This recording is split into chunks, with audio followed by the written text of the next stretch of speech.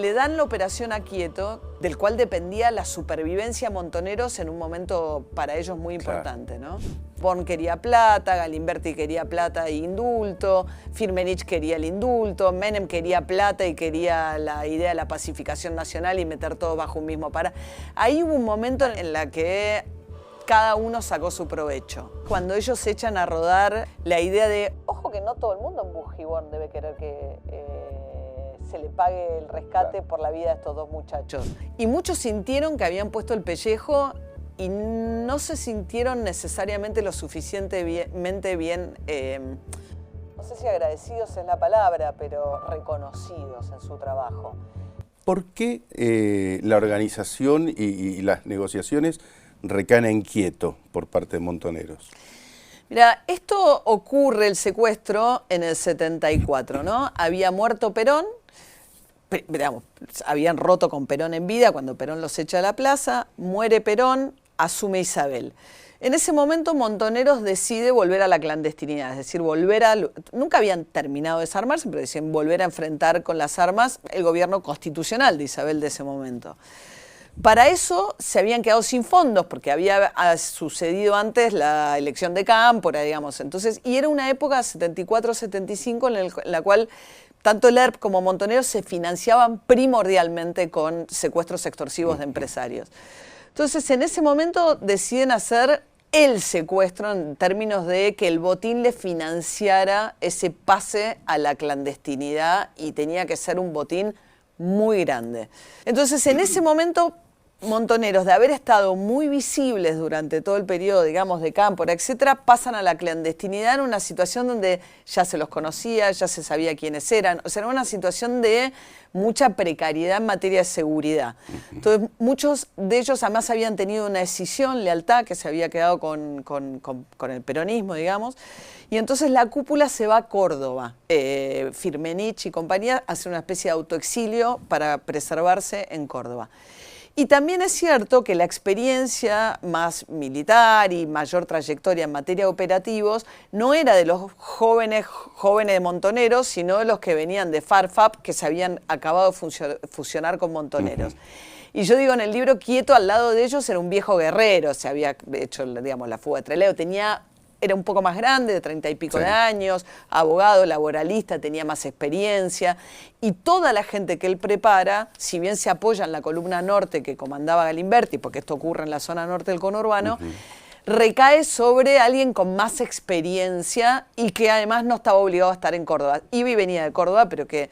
Entonces le dan la operación a Quieto, confiando fundamentalmente en su capacidad de organizar tamaño operativo, del cual dependía la supervivencia a Montoneros en un momento para ellos muy importante, ¿no? Mira, Born termina pagando 60 millones de dólares, ¿no? Una parte importante acá en la Argentina, después se dificulta muchísimo por el volumen, viste que en un momento de las negociaciones le dice, oiga, eso es mucho más que la bóveda entera de un banco, imagínese cómo voy a traer esa cantidad de dólares. Le dice, cada vez que tratamos de hacer compraventas salta el dólar, como que era una cantidad de dinero que, o sea, que movía el dólar, el dólar blue, el dólar, no sé cómo se llamaría en ese momento. Pero la cuestión es que de la plata que va a parar a Suiza hay una parte que se pierde con Greiber, digamos, porque ellos le confían una parte de ese dinero al banquero Greiber, que después muere en un accidente, con lo cual esa parte se pierde, pero hay una parte que queda en Cuba con Fidel Castro. Y esa parte del rescate que queda en Cuba con Fidel Castro, en el 76, cuando la cúpula se exilia, se va a Cuba, a partir de ahí, todo lo que vino de ahí, las contraofensivas, el apoyo incluso a la insurgencia centroamericana y demás, e incluso el aporte a la campaña de Menem, que después les daría el indulto a los Montoneros, todo eso tiene origen en el botín del secuestro de los Born. La otra cosa de ese instante, ¿no?, de la liberación, cuando aparece Firmenich, es que algo que parece medio mínimo en ese momento, es que le reclama un Rolex que le habían sacado. Y eso me da la pauta que él ya en ese momento, o sea, ya se notaba un poco la obsesión de él por recuperar lo que Montoneros le había quitado, sobre todo el dinero. Sí, vos sabés que Tal cual. A él cuando lo secuestran te llevaba un Rolex, que era su reloj habitual de su mundo, digamos.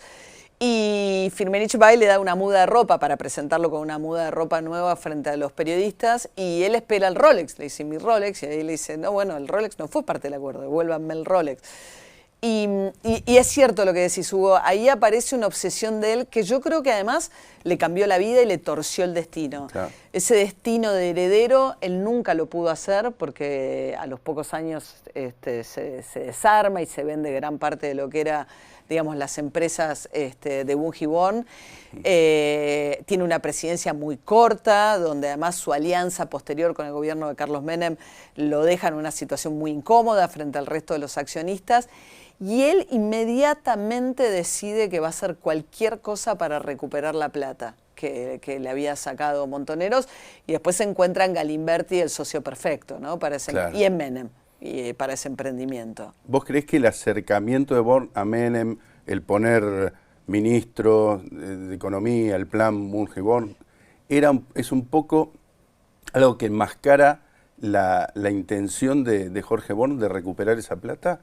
¿O lo hizo por afinidad? Es difícil establecer la secuencia, pero vino todo junto, ¿no? O sea, Menem quería dar el indulto a los militares. Para licuar el indulto a los militares se lo quería dar también a los montoneros.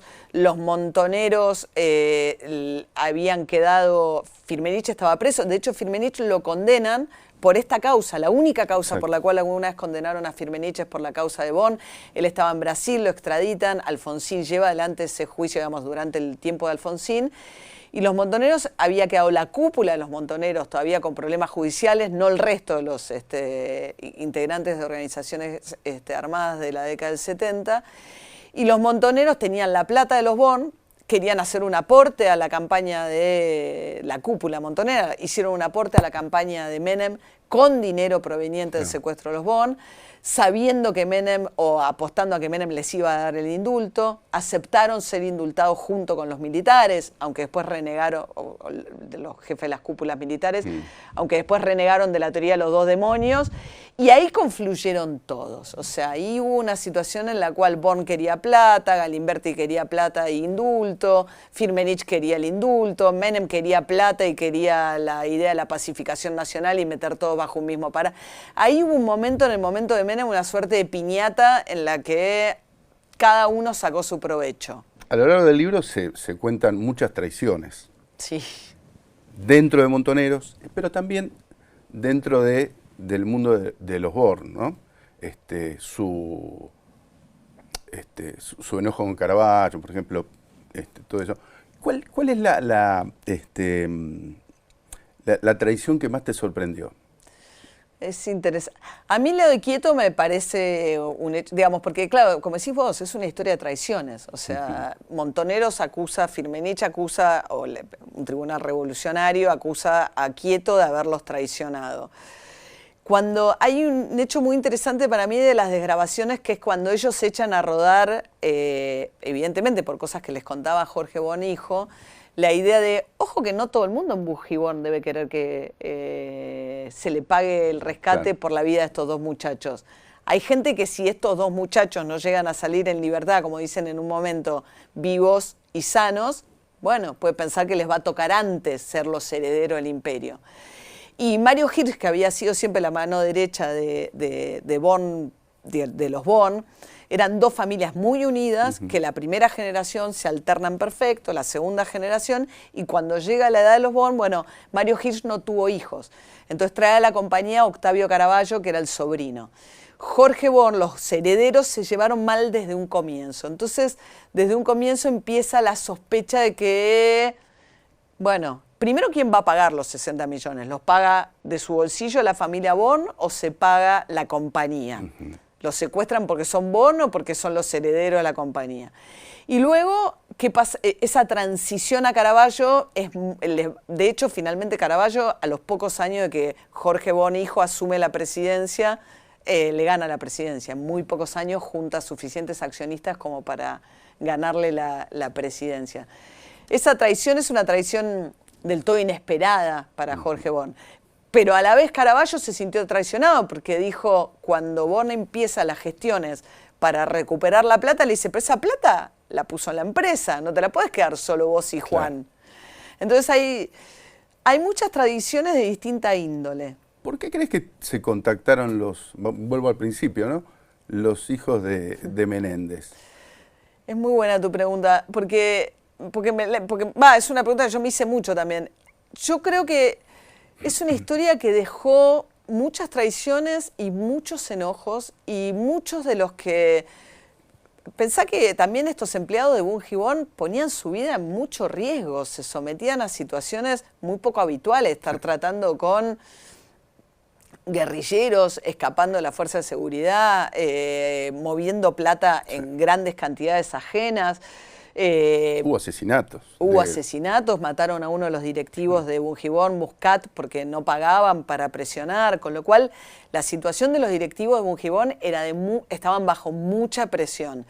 Y muchos sintieron que habían puesto el pellejo y no se sintieron necesariamente lo suficientemente bien, no sé si agradecidos es la palabra, pero reconocidos en su trabajo. A Menéndez al poco tiempo lo jubilaron, formó una consultora que seguía dándole servicios a Bunge, pero él soñó con escribir el libro porque él sabía que tenía un material de un valor muy grande, y por lo que me contaron sus hijos, él intentó que los Born le dieran el permiso para escribir ese libro y nunca se lo dieron. Y había algo todavía de lealtad, creo yo, de parte de él, que no lo iba a hacer sin sentir que sus jefes le daban el permiso para publicar los entretelones. Y cuando yo escribí la primera versión de Born, Jorge Born no me da el nombre de Menéndez. Dice alguien que se ocupaba de cosas raras. Claro. A quien él pide, estando él cautivo, él le dice a Montoneros, traigan a Menéndez, claro, cuando se complican las cosas. Y yo creo que hay algo también de los hijos de darle al padre el rol que tuvo también, ¿no? Dentro del secuestro, sí, a la hora de decidir acercarse y darme ese material.